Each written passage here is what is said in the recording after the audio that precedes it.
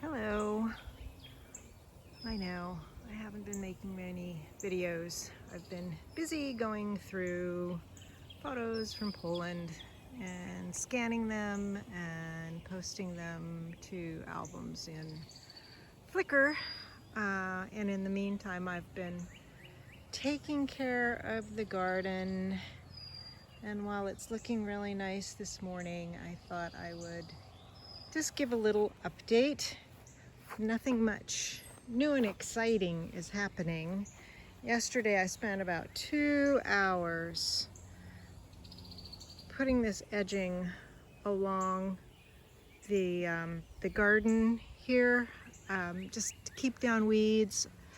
But the pile of wood chips I have are they were probably about maybe 60% like uniform size smaller chips, and then there's like lots of other sizes in there, and it's been rained on, so actually shoveling that into a wheelbarrow was quite the effort.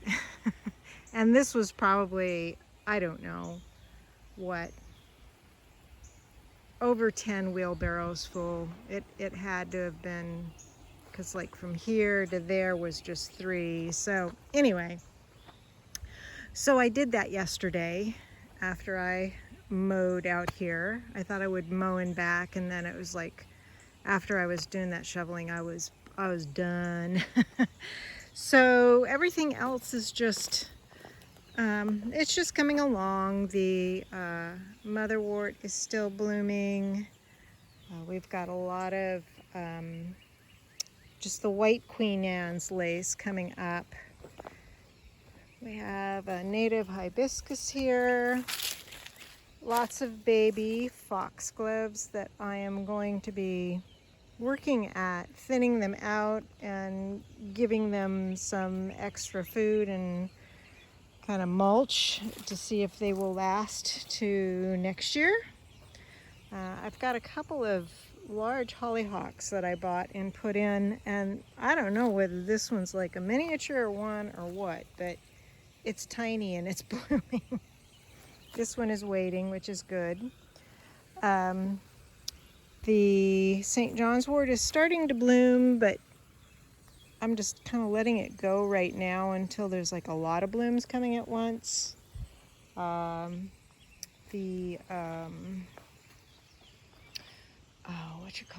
Meadowsweet is blooming. The tansy is not blooming yet, but probably will be blooming soon. Bee balm has been blooming.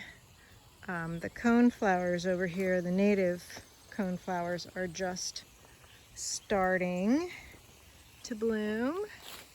As you can see right there, there's the Dara, the purple Queen Anne's lace. Bee balm, the purple bee balm is blooming. The red bee balm has been blooming, and I saw a little hummingbird out there yesterday morning, I can't remember. So this whole area, I've been weeding out some of the clover, and obviously there's a lot of that, what do you call it? Wood sorrel, I guess. And this needs a coating of wood chips, but I also want to like feed the other plants first, because I don't want the wood chips taking the nitrogen away from the other guys that are growing. There's that. I love this red bee balm. I should see if I can transplant some to where it gets more sun. The eggplant, oh, look at that. Little eggplant there. Some chilies starting, those are jalapenos. These are poblanos. These are just red bells.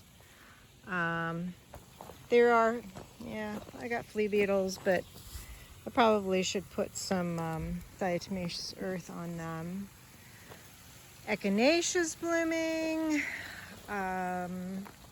these black-eyed Susans. These aren't like Rudbeckia. I don't know exactly what these are called, but or maybe they're a kind of Rudbeckia, but they behave more like an annual. Those are blooming. I've got some baby zinnias in there and some other things that I planted the seeds in, and I was making space for them. The God, I must be tired. Come on, trees. Milkweed is still blooming. We still have a few poppies kind of getting a little second bloom. I'm leaving these guys on to ripen, but there's a white one there, and of course the various shades of purple, and this one here, which I really like. And then I've got some angelica that are still hanging on in here, and I'm just going to do what I can to keep them growing.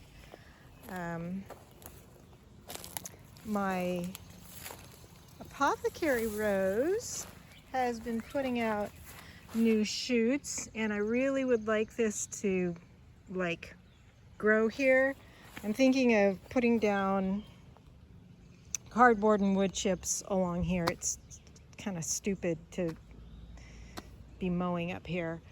But for this guy to grow, I think I need to like remove some of this. Oh shoot.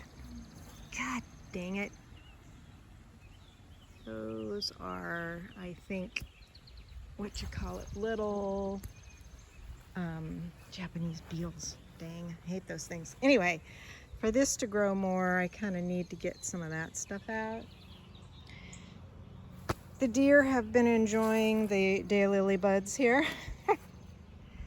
And some of the tops of these are like mini sunflowers. I do have some Mexican tarragon in here, the Taget's lucida. I love that. We've got some figs starting to come. The squirrels discovered the apricots, and I'm not too like worked up about it this year because most of them are wormy anyway. Yeah, you go away. But some of them haven't been. There have been a few that have been perfectly fine. I'll just give you a view out here because I love it when I like mow and everything is tidy. But that's how it looks from outside my house. So when people are walking down the street, they can't really see the vegetable garden in there. I know most people like it. There's probably some people that don't, but the vast majority of people that at least will say something. Of course, what are they going to say? Oh, I hate your garden. I just bought some roselle, and I'm going to be placing them strategically. They have historically done really well here, and I've been able to harvest my own hibiscus petals for tea. Actually, they're the calyxes. Everything's doing okay in here. I've mulched. I put in some more seed in here for some more squash, but they're not coming up yet. Beans are doing pretty well. I harvested a nice handful yesterday. I just have to, keep them watered and stuff. And then I've got the okra growing in the center. Looks like we've got oh, dang it, mosquito. We've got a zinnia about to open. Still have kale and collards. Nice tall sunflowers. These squash have been kind of meh, and that's why I put in some more seeds, but that looks like one that may actually grow to maturity. The little honey nut squash plants are doing really well. That larkspur is about done. The tomatoes are doing okay. They're a little spindly this year, and I'm not quite sure why, but otherwise they look healthy. The cucumbers are doing nicely, and they're quickly going up these trellises. Got a little one right there. Where are you? There you are. And some blackberries are ripening. Raspberries. I've been picking raspberries, and they're so good. Oh my God, they're just so tasty. It's a little hard to get in there, so next year I'm gonna have to remedy this. Oh my God, I can't tell you the flavor of really ripe raspberries is so good. And this one is a darker variety, and they have like a really intense flavor. I've got some random bee balm in here too, and a random goji, whatever. All the nigella is bloomed out, so I'm leaving the seed pods. Let's see, what else do we have to show you here?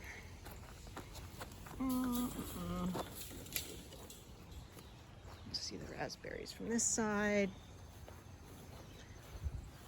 Just stuff. Black currants are starting to ripen. I've had a few. There's maybe a dozen gooseberries. Pomegranate lost its little faded bloom, but I didn't expect it to produce, sorry about that, any fruit this year. I cut back the plum and that apricot. Oh, you need some water, don't you? You're not looking so great. That's a black raspberry. And then I have a wineberry. Where did I put the pot of it?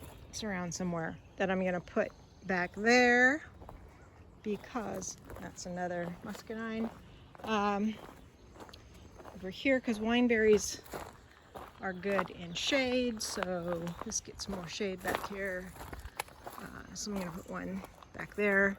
And then that's a Juneberry. Lots of elderberries on the elder.